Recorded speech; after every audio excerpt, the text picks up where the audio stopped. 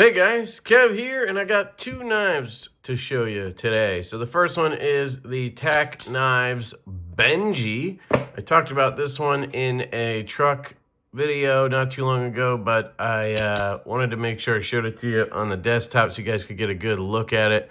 This knife is really nice. I've been carrying this one actually for a couple of weeks on and off. It's really nice. Looks like an aluminum housing. We can confirm that. We have this nice, milling lines back here. You have a deep carry loop over budget style steel clip, I assume.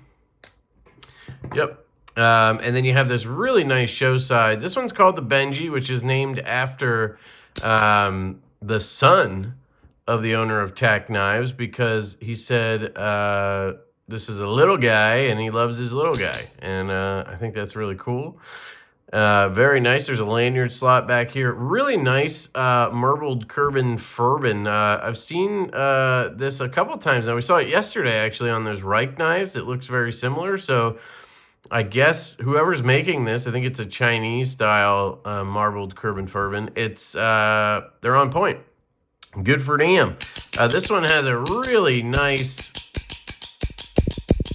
action. The switch is super comfortable. Just works really well if you can't tell there. It is small, so here's my hand.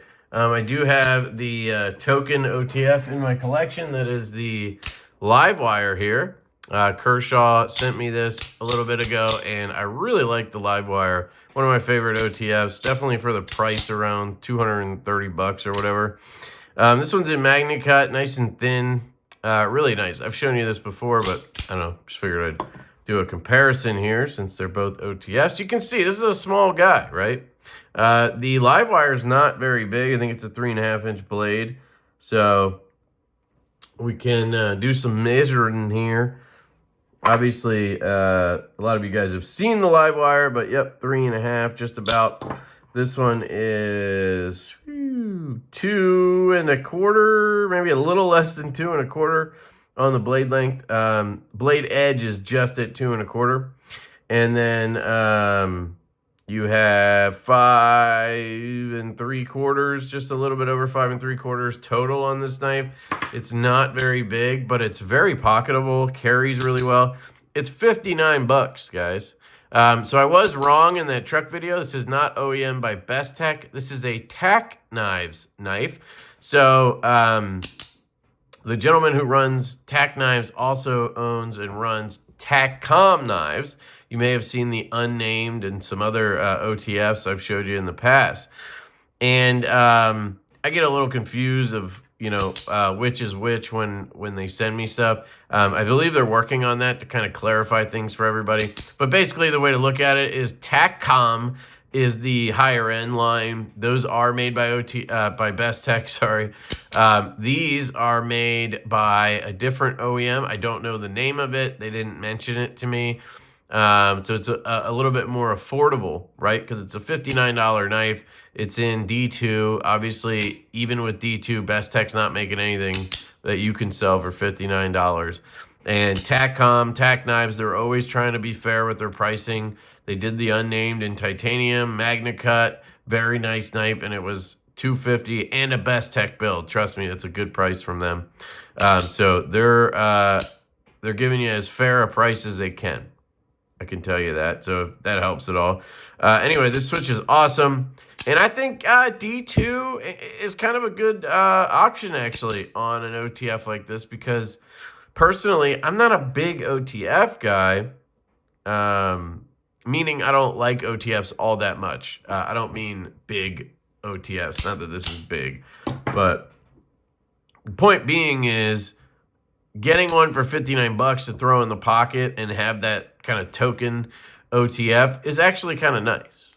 I really like this knife. It's small, pocketable, easy to use, and it's not going to really piss me off if I beat it up or something like that, right? I think that's kind of the nice thing about it. And it's super fidgety, man. Like, killer fidgety.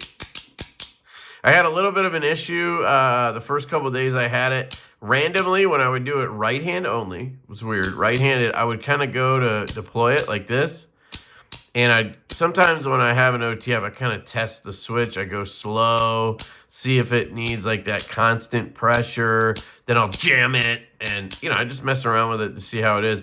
And it would get kind of like stuck, like right here. It would just stop and hit a wall, and I don't know what was going on.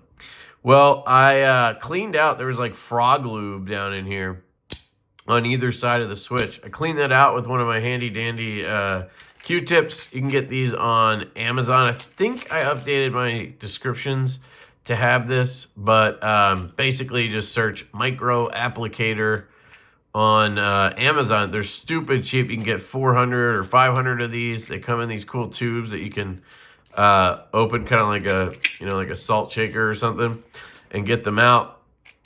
And they're very handy. But I took one of those and I just kind of scooped out the frog lube out of there.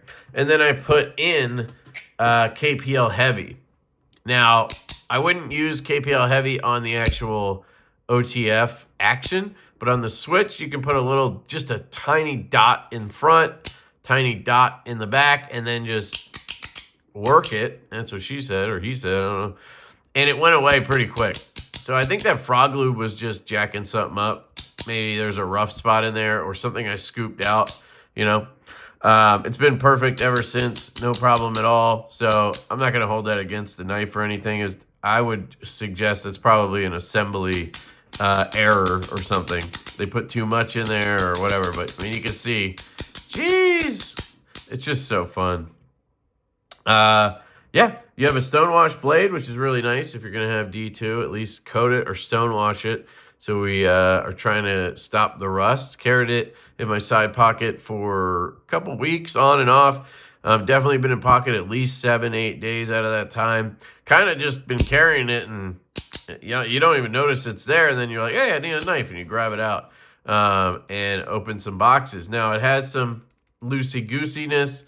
Pretty standard on an OTF, especially on a more affordable one. But I'm not failing it. It's not closing on me or anything. You can see here's the live wires, $230 American-made OTF. It's got the same movements. Now, I will admit it's less. You can see a good amount of side to side on that one. This one's a little bit less, but again, it's $230, where this is $60. And this action is better. This,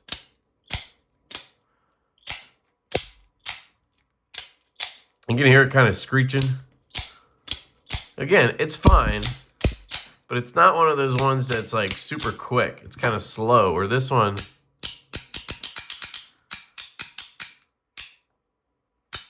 and I love the switch. You can get up behind it, pull it down, or you can get on top of it and just ride it because it's super smooth and soft. You don't need a ton of pressure. Not going to go off in your pocket, but just super easy to use. The blade is actually nice, pretty sharp. I've opened some packages. I've cut, I think, a little bit of cardboard. Cardboard was tough because you get to a spot where you kind of get stuck, and then you're kind of like yanking the blade in and out. And it's really small. It's meant for light EDC, I would say. So keep that in mind. Do I still, yep, I have paper and cardboard here. So I've used this quite a bit on those kinds of things. It shouldn't be dull or anything, but it does have a little bit of tape on it, so it might not. Oh, there you go. And if I took 2 seconds on my Dudeco strop here and just kind of hit it, well, I guess it's kind of hard because you got the handle getting in the way, at least when I'm trying to go this way, but maybe I can find a, nope, doesn't make a difference. So, but for the most part, I can get the full blade. And obviously this is a very terrible strop job, jabby jab. But, oops. That was probably me. You can see. It cuts the damn paper, all right? Here's the cardboard. This is where I was saying it cuts just fine, but you can feel it kind of pull the blade out of the handle a little bit when you do it. But not a problem. Not something I would be using constantly or anything. But it cuts the cardboard. And it's fun and fidgety. So that is the Benji from TacCom Knives. I'll put a link down below. I don't have an affiliate link or anything. They did send me the knife. I didn't pay for it, so keep that in mind. But it's just a regular link down there, so feel free to use it or Google them or whatever you want to do. I did see a pop-up when I went on their website. It was like, get 20% off. I don't know if that's your first order. Hopefully you have a couple email addresses if you've ordered from them before. And you can just get a new code. But well worth 60 bucks right here. So thank you to TacCom Knives for sending that one. Now this one is from my buddy Loot and New Breed EDC. And this is the Decimal, the KB Knives Decimal. And I've been meaning to get my hands on this. I love how now they're putting these little things under everything after we asked them to start doing that for us. This is really nice. I've always thought this was a good looking knife. I just didn't know it existed. And then somebody showed me and I was like, damn, that's sexy. And I just never got my hands on it till now. It's interesting. The hole kind of comes down lower than you see on a normal kind of build, right? Normally the hole is like up this way. And what that does is actually makes the detent feel a little bit softer, because the further away you get from the pivot, the softer your detent feels. Or I should say, the easier it is to get that blade out. But it's a front flipper, and it has a hole. So if you tune the detent right, I guess that could help. Normally, I like to have the hole up higher, so she said, so that I get a stronger feel. But I will say the reverse flick on this from right here feels great. Feels really good. The detent doesn't feel super strong or anything, but it's not soft in any way. It feels good, actually. I will tell you guys, I do have a discount code. I believe it's LeftyEDC that gets you 10%. No, 20. Scratch that. 20% off at KB Knives website. So if you go to their website, I had to look it up to get the code because their stuff comes through kind of sparingly. But let me just find it here. It's in my list of codes. KB Knives code LeftyEDC. And that'll get you. So here's that OTF, by the way. Tac Knives, $59.99. The decimal here is $240. But if you take off 20%, what's that? $48. So you're sub 200. That's pretty good for M390 titanium. You do have a worn, is that a sheep's foot? I guess modified sheep's foot, whatever you guys want to call this thing. But comes in a couple of versions. You have a blue, you have a bronze, you have a, what's this one? Dark blast. It's funny. And then you have a bead blast as well. I think I saw that say 3.15 inch blade. Yep.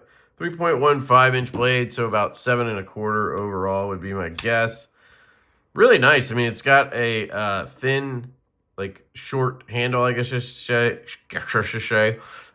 necessarily thin, but it's good. Yeah, it feels great in the hand. Loot, aka New Breed EDC, aka Mark Perez, absolute legend. Love him. He actually does a lot of CAD work for people, including Divo knives. He helps us out with CAD work a lot. Really good dude. You have a flat spine there. There you have a little extra jimping out here, which is kind of interesting. It works, actually. So that's cool. You have KB on the pivot there. It is an inset liner lock. Let me confirm if it's a... Yeah, it is an inset tab lock. So you'll see there's no full liner. That's just milled out titanium. And then there's your lock bar. And that comes down and probably gets held in by a tab. You can see the tab right there. And then it gets held in by the clip screws. So very much like the construction on the Mash, on our knife, the Mash, and some other ones we've done. So interesting to see them do that. The front flipper, I got to tell you, not the biggest fan of how this front flipper feels. It is kind of pokey. I'm sure Mark probably wanted that to be different, but the way Kubi kind of rolls is they don't even, as I believe it, they don't even send guys prototypes when they do a design. They will just help, they'll work on the actual drawing with the guy, and then they'll produce the knife, and they'll maybe take some notes and feedback, and then on a second run, they'll make some updates. So that's how a lot of companies do it, and I think Vosti does the same thing. So that way they don't have to send out costly prototypes and whatnot. They can just do the run, kind of tweak stuff as they go, doing production on their end. And then once you get a production sample, you can give any feedback, and then a consecutive run would have those updates. So Mark may have already tagged this. I'm pretty behind on this. This knife has been sitting on my desk in that box for a while. Sorry, Mark. But anyway, right here, it's kind of sharp. I like that the jimping comes up as high as it can. It has some jimping up on the top. I don't know if you could do it better. I mean, I almost want one like right on the turn there so you can get that, you can grab it. But there's nothing on that turn. That's actually smooth. Let me zoom in and show you guys. I meant to do that. There we go. So you can see here, it's jimped up, which is nice. It comes up pretty close to the top. And then this part right here is not jimped. You have that spot. And it's, I don't know what it is. It just feels kind of sharp to me. So it's almost like the jimping is working against us on this one. And I don't know why, because I normally like jimping to come up and around and whatnot. I don't know. Maybe it's just me. But it felt kind of sharp. Maybe it's just that jimping up top. Like, you don't really need the jimping all the way up here. Maybe one. Just one, you know. But it works. I'm also very partial now to the kind of mohawky type flipper tabs. I really like those. But anyway, the deployment hole is money. This is really fun to flick. And it's different. It doesn't feel the same as every other knife where you kind of gear up here and then you kind of get down. And you kind of doing a side swipe like you would on, you know, say our Chaser model, where you kind of come down here, you grab the blade, even though there's no hole, you just fire it off of the blade. You kind of just dig into the side of the blade, and you're getting low enough to do a side swipe. So this is basically doing the same thing. It just added a hole to it, right? And then you can flick it, which is better for most people, because most people don't want to flick a blade. I don't know. I find that people, because it's not actually like saying, there's not a big neon sign that says, put your finger here and flick. People don't like it, right? Even though all you got to do is put your finger there and flick, you know. Anyway, I like the two-way satin. Very nice. You got the belt satin there. I did hear some people compare this to the Tempest Knives Micro Jet. Let me grab it. So apparently people were, I don't know, this is confusing, but apparently people were calling out Mark. I think that's how it went down. People were calling out Mark for copying Casey. Well, so first of all, those guys know each other. Second of all, Mark does CAD work for Casey. So there's that. Third of all, I'm pretty sure this design was in the queue for over a year, maybe a year and change, probably 18 months. That's usually how long it takes from when a designer submits a design to when they actually produce it, if that OEM takes it. So, I don't know. I do know. I don't know why I'm saying it. I don't know. I do know that these guys did not copy each other.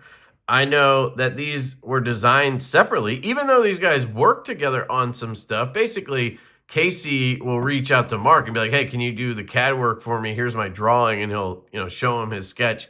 And Casey, if you guys know Casey, Knives Fast, he's a very particular person. I would dare say the word anal. Love you, buddy. And so he's not going to leave any discretion, I would say, up to Mark on the design. He's going to be like, I want this, that, do this, change that, do this. But he's not going to be like, hey, make the handle look like what you think it should look like. That's not going to happen. So anyway, I guess my point is they were designed separately. And then also, they look nothing alike. That's kind of the bigger point here. This is a Warney sheep's foot. This is a spear point, just in case anybody needs a lesson in blade styles. Yeah, they both have a filler tab, but they're different filler tabs. If you note, on Mark's personal knife that he sold himself under New Breed EDC, oh, look at that. Very similar there. And this is actually a shrunken down version of this. So now let's compare those. And all of a sudden, you lost me, right? Yes, they're both made by Kubi. Yes, they both have titanium handles. Yes, they both have filler tabs. Yes, they both have blades. Cool. One is a tab lock. One is a liner lock. This has a full liner, I believe. No, it doesn't. Okay, never mind. They're both sort of tab style locks. But yeah, I mean, the comparisons really, you lose me pretty quick. So anyway, anybody out there calling out Mark or Casey, chill. Anybody calling out anybody, just chill. We don't. This looks like this game is really getting on my nerves. And I'm not saying that because people are telling me my stuff looks like whatever. That does happen, but it doesn't bother me. It's just people put their heart and soul into these designs. How would you feel if you spent a lot of hours putting this design together, which is incredibly unique? This is incredibly unique.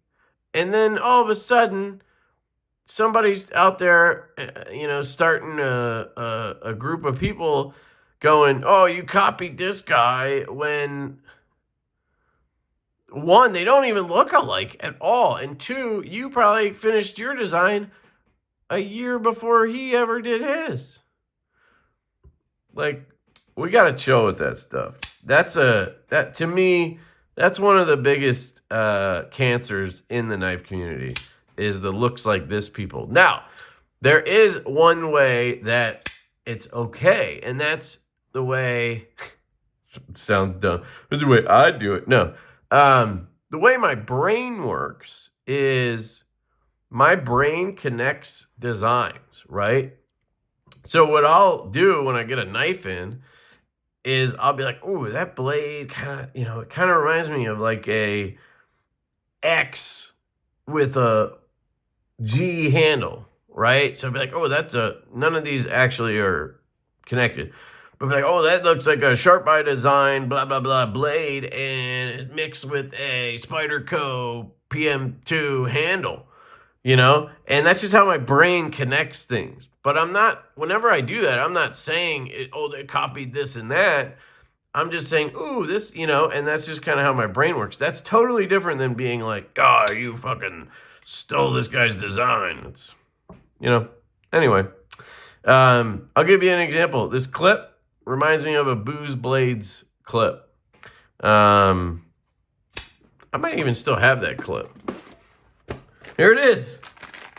Look at that. See? It reminds me of this Booze Blades clip from my... I have a Booze Blades Arrow Mini. I don't know what it's called. It was a gift from my buddy Josh Worth. Shout out to Josh Worth. But, like, yeah, that's what my brain does. Do I think he copied that guy's clip? No. I think he designed this clip, and he's probably going right now, if he's watching this, he's probably going, oh, man, that guy has a similar clip to me. Like, it's just how it goes. There's only so many ways to skin a cat, folks. All right. Sorry about that.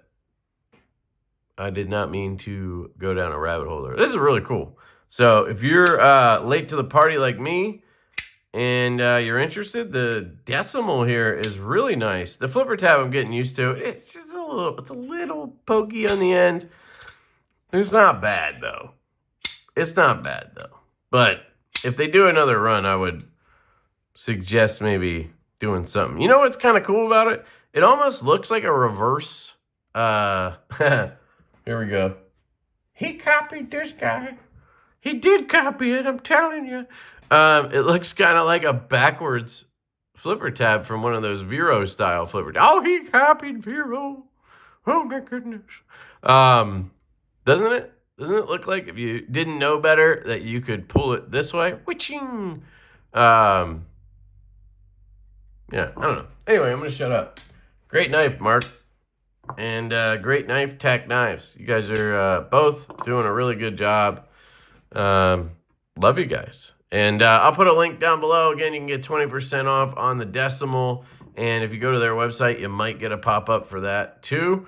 $59.99 on this guy, the Benji at Tack Knives. This one's $240, but again, use my code LeftyEDC. It'll be whatever 240 minus 48 is. I guess that would be $192. Or if it's at another dealer, obviously, go check that out. But I love you guys. I hope you have an absolutely fantastic day, and I'm going to catch you later.